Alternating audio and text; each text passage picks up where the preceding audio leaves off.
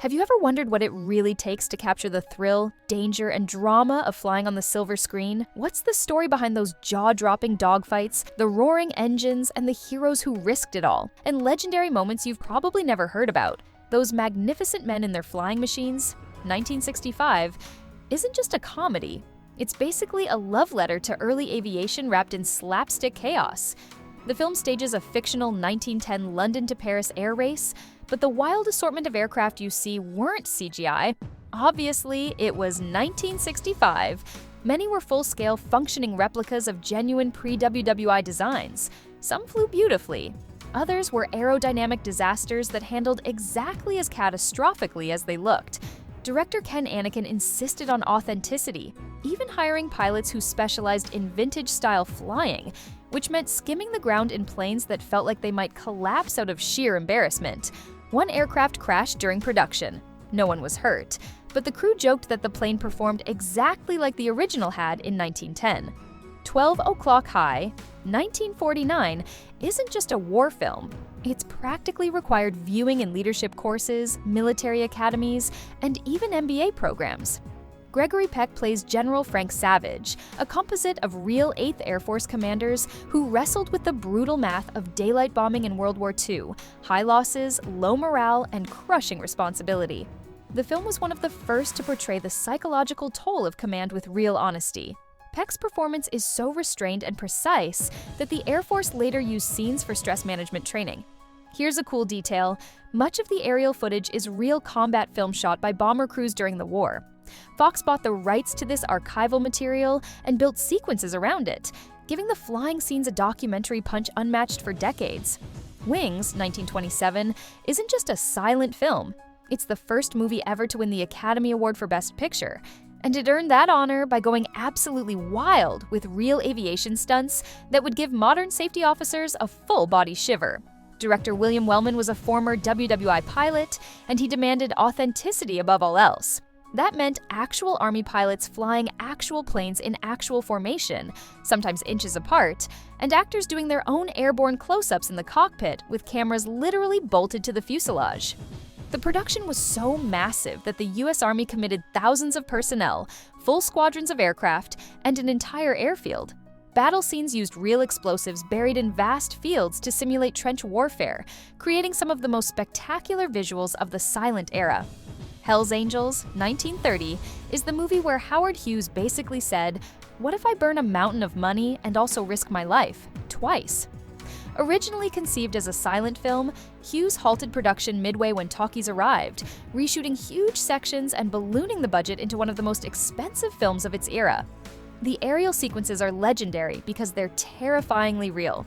Hughes hired dozens of stunt pilots, demanded impossibly dangerous maneuvers, and even flew some scenes himself after pilots refused. One crash hospitalized him for weeks. Several aircraft were destroyed during filming, and the production turned a California field into a faux WWI battlefield, complete with 24/7 explosives. And Smoke Jean Harlow, just 18, became a sensation thanks to her role, delivering the iconic line, "Would you be shocked if I put on something more comfortable?" The dogfights remain jaw-dropping today. Chaotic, smoky, and so authentic, you can practically smell the castor oil and panic.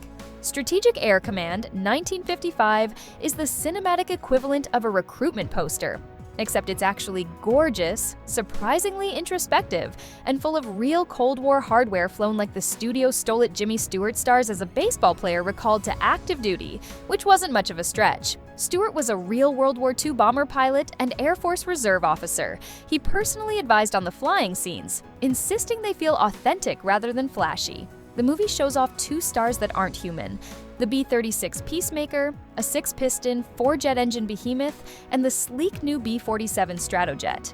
Paramount had unprecedented access, meaning those aerial shots aren't models. They're the real aircraft thundering through the sky in shimmering VistaVision. The Blue Max, 1966, is one of those rare WWI aviation films that manages to be both gorgeous and grim. Like a postcard from the Western Front dipped in engine oil, George Peppard plays Bruno Stachel, an ambitious German pilot climbing the ranks not with charm, but sheer ruthlessness. The film's secret weapon, though, is its aviation authenticity. Producers built flyable replicas of Fokker D7s, Pfalz D3s, and British SE5s, instead of relying on models or stock shots.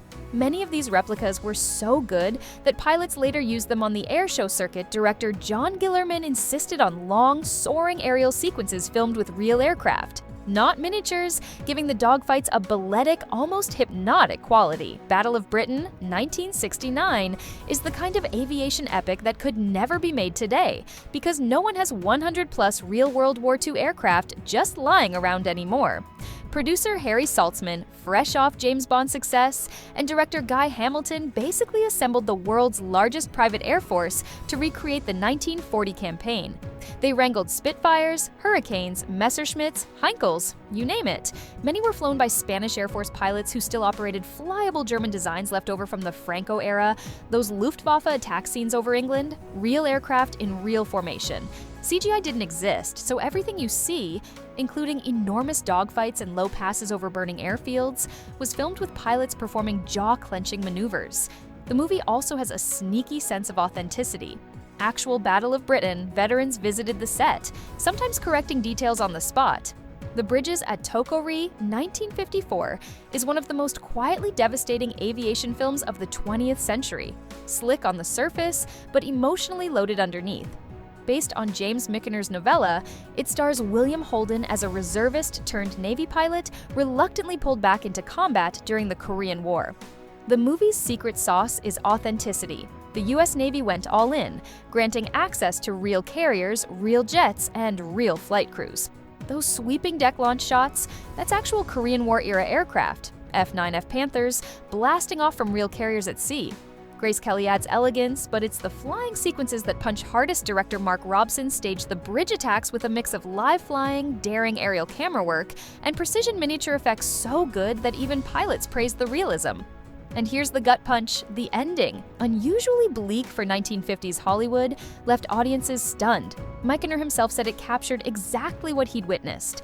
The High and the Mighty, 1954, is the grandfather of the modern airplane disaster genre. Airport, airplane, and half of 1970s Hollywood owe it royalties. John Wayne plays Dan Roman, a haunted airline pilot with a limp, a tragic backstory, and the steely calm of a man who's seen way too much sky. But the real magic is how the film turned a routine Honolulu-San Francisco flight into a pressure cooker of fear, confession, and mid-air chaos. Director William Wellman, another real aviator, insisted on technical accuracy, from cockpit procedures to radio chatter. Wayne trained in the DC-4 mock-up long enough that actual pilots joked he could probably taxi the thing. Dmitry Tiomkin's score became iconic too. That soaring whistled theme was such an earworm that passengers reportedly hummed it while boarding flights. And fun fact, the film's unprecedented focus on cockpit drama helped win public trust in commercial aviation at a time when flying still felt like science fiction mixed with mild gambling.